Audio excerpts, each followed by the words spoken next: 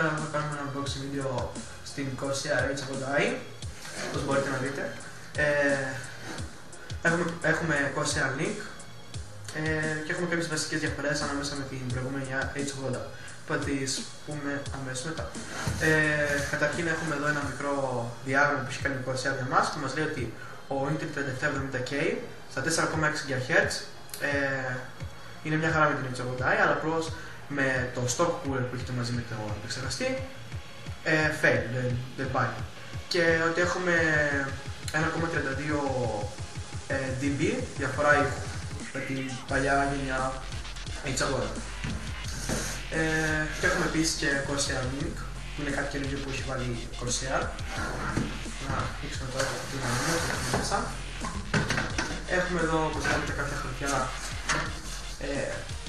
high performance που είναι κάτι καλό να το έχετε πάρει για να το διαβάσετε, πώς θα το φτιάξετε. Και έχουμε εδώ ένα χαλάκι που μας λέει stop, άμα θες, έχει κάτι πρόβλημα με το αυτό που αγοράσετε, να επικοινωνήσετε με την Corsair, δεν ξέρω πώς θα γίνει αυτό στην Ελλάδα. Και warranty το χαρτί για την εγγύηση. Κάτι για να προστατεύει την υδρόψυξη. Και έχουμε εδώ τους ανεμιστήρες, τους fans, που έχουν μια διαφορά με τις παλιές γενιάς, που θα μιλήσουμε γι' αυτό. Εδώ πέρα που είναι όλη η σημασία, το radiator και το water block. Θα μιλήσουμε αμέσως μετά, χωρίς να ανοίξουμε. Εδώ έχουμε τα backplate, AM3+, AM3, 1155 και άλλες τέτοια socket. Εδώ έχουμε το καλώδιο Corsair Link και επίσης έχουμε και τις βίδες που θα χρησιμοποιήσουμε. Και από ό,τι βλέπω δεν έχουμε τίποτα άλλο στο θέμα. Παιδιά, τώρα θα μιλήσουμε για τα αξεσουάρια και τα πράγματα που χρησιμοποιούμε μαζί με την H80i και θα κάνουμε ένα μικρό review και first look. Καταρχήν, αν είστε καινούριος στην υδρόψυξη γενικώς και στο PC, θα ήταν καλό να διαβάσετε τις οδηγίες σας, σας λέει τα πάντα και πιστεύω ότι η Corsair κάνει πάρα πολύ καλή δουλειά σε αυτά τα πράγματα. Δηλαδή, αξίζει να ρίξετε μια ματιά πριν πάτε απευθείας PC. Λοιπόν, μετά από αυτό, δηλαδή αυτά είναι τα backplate που είπαμε για πριν. Αυτό είναι για Intel και αυτό είναι για AMD. Νομίζω, αν θυμάμαι καλά, αν δεν είμαι σίγουρος, θα το αφήσω στο description και τσεκάρετε. Δουλεύει με AM2, AM3, AM3+, και FM1 και Intel LGA 2011, 1155, 1156 και 1366 που θα το χρησιμοποιήσουμε εμείς σήμερα.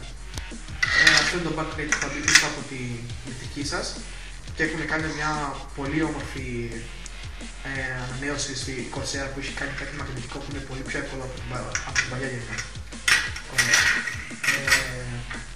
Αυτό είναι το καινούριο, μία από τις αναβαθμίσεις που κάνει η Corsair που λέγεται Corsair Link, που παλιά για να αλλάξεις το προφίλ των ανεμιστήρων και να το πας από low, medium και extreme, ξέρω να κάνεις κανένα ονοματόπικο, πρέπει να πατήσεις το κουμπάκι τσακ τσακ τσακ.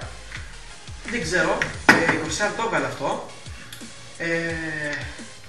και έβγαλε ότι όλα θα τα κάνεις από ένα πρόγραμμα. Τη μία στιγμή πιστεύω ότι είναι ωραίο, γιατί για διάφορους λόγους, δηλαδή άμα θες να κάνεις κάτι μικρό πριν να βγάλεις το τέτοιο για να πατήσεις το κουμπάκι που το βρίσκω χαζό, καλύτερα να το κάνεις με το πρόγραμμα, πιστεύω ότι είναι πιο ωραίο. Και επίσης θα κάνουμε ένα μικρό review στο προγραμματάκι που έχετε μαζί με την H80 που μπορείτε να κατεβάσει όποιος θέλει. Είναι πάρα πολύ ωραίο πρόγραμμα. Αυτές εδώ είναι οι βίντεos που θα χρησιμοποιήσετε. Έχει μέσα ανεμιστήρες, θα σας τα διδώσετε όλα, τα πάντα. Και κοίτα αυτά εδώ, είναι πανέμορφα. Δηλαδή είναι κάτι τέτοια πράγματα είναι να λατρέψει την Corsair για την ποιότητα που βάζουν. Αυτοί εδώ είναι ανεμιστήρες που έχουν αλλάξει από την παλιά γενιά με σχέση με την παλιά H80. Είναι βασισμένοι στην τεχνολογία. Είναι βασισμένοι βασικά στη Corsair SP 120, SP αντιστοιχεί στο static pressure, όπως μπορείτε να δείτε. Η μικρή διαφορά με τις Corsair SP είναι ότι έχουν κάποια πλαστικά εδώ γύρω που να μειώσουν λίγο το θόρυβο, που οι συγκεκριμένοι ανεμιστήρες δεν τα έχουν, αλλά και πάλι είναι πάρα πολύ καλή. Και επίσης, κάτι ακόμα που πρέπει να πούμε, αυτά εδώ τα ωραία, τα μαύρα πράγματα που πιστεύω ότι η Corsair έχει βάλει. Και κάτι τελευταίο, όπως μπορείτε να δείτε εδώ, στο radiator, δεν έχει αλλάξει τίποτα πολύ, νομίζω, από ό,τι μπορώ να καταλάβω. Αν έχει αλλάξει κάτι θα σας αφήσω στο description να το δείτε. Αυτό που έχει αλλάξει, όπως είπαμε εδώ, αντί για το κουμπάκι, έχει ένα... Αυτό φωσφορίζει και μπορείς να το αλλάξεις ό,τι χρώμα θες με το Corsair Link, όπως είπαμε. Και βασικά όλα τα άλλα είναι ίδια. Και επίσης και τα tubing έχουν αλλάξει. Παλιά ήταν, νομίζω, δεν θυμάμαι, να πω πώς λέγεται βασικά. Δεν θυμάμαι πώς ήταν. Ήταν λίγο πιο παράξενα. Αυτά πιστεύω ότι είναι λίγο πιο ωραία και πιο ευέλικτα. Αυτά είχα να πούμε. Θα μας δείτε μετά στο review το πρόγραμμα. Θα έχουμε κάνει βέβαια και install το H80i στον i7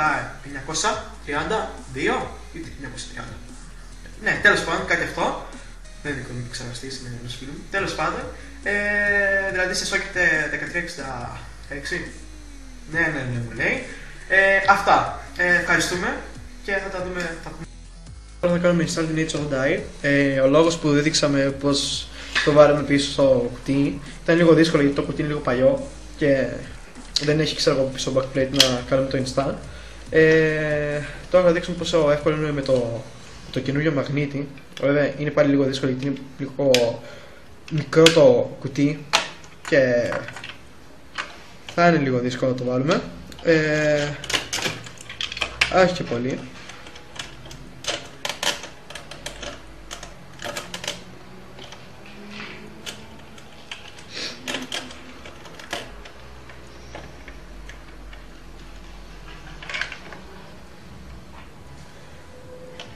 Θα βάλετε τα thumb screws σε διαγώνια για να μην βάλετε πολύ πίεση στον επεξεργαστή.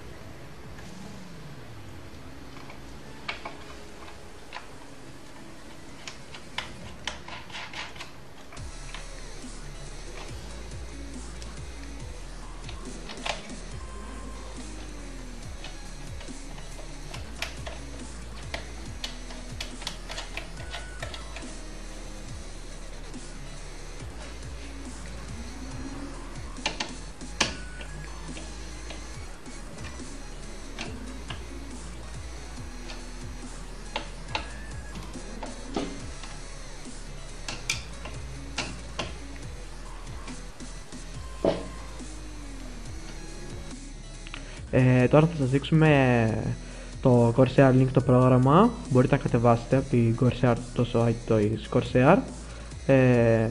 Όπως μπορείτε να δείτε εδώ.